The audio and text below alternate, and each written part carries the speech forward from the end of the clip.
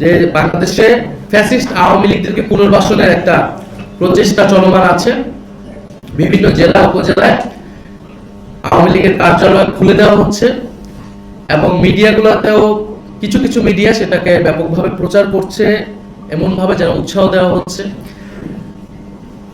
আওয়ামী লীগ কিন্তু কার্যত এবং আইনত নিষিদ্ধ একটি সংগঠন এবং তার বিচার প্রক্রিয়া চলমান আছে।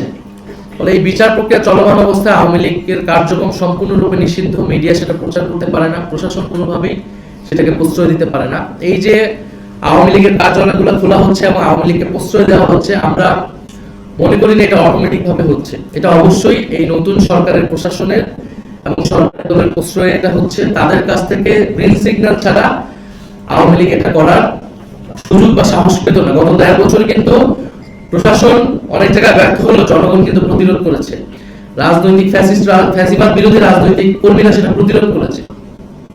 ফলে আমরা আশঙ্কা করছি যে এই নির্বাচনে এরকম একটা যোগসাজশ হয়েছে ভারত, আওয়ামী লীগ এবং বিএনপির মধ্যে, এবং আওয়ামী লীগের পুরো ভোট ব্যাংকটাকে বিএনপি নিজের দিকে নেওয়ার চেষ্টা করেছে। বিএনপির, এটা আমরা আগেও বলেছি, এটা নতুন কোনো কথা না, বিএনপির বিভিন্ন বক্তব্যে তার মঞ্চে জয় বাংলা স্লোগান দেওয়া, আওয়ামী লীগের লোকদেরকে পুনর্বাসন করা, হত্যা মামলা আসামিদেরকে নিজের দলে ফেরানো, এই চেষ্টা কিন্তু স্থানীয় পর্যায়ে হয়েছে।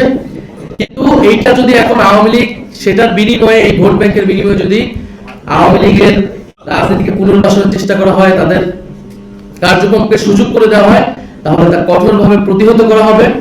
আমরা প্রশাসনের প্রতি আহ্বান জানাবো যে ৮টি বা ৯টি জেলায় আওয়ামী লীগের জেলা কার্যালয় তারা খুলেছে, সেটা কিভাবে হয়েছে আমরা তার জবাব দিতে চাই এবং অবিলম্বে সেটা প্রশাসনিকভাবে আইন শৃঙ্খলা বাহিনীর দায়িত্ব সেই কার্যালয় বন্ধ করা। যদি তারা ব্যর্থ হয় তাহলে আমরা কিন্তু রাজনৈতিকভাবে প্রতিরোধের ডাক দেব সারা বাংলাদেশে, এবং সেটার জন্য কিন্তু এই সরকারকেও আমরা কিন্তু কাঠগড়ায় দাঁড়াবো এই ফ্যাসিস্টদেরকে পুনর্বাসনের দায়।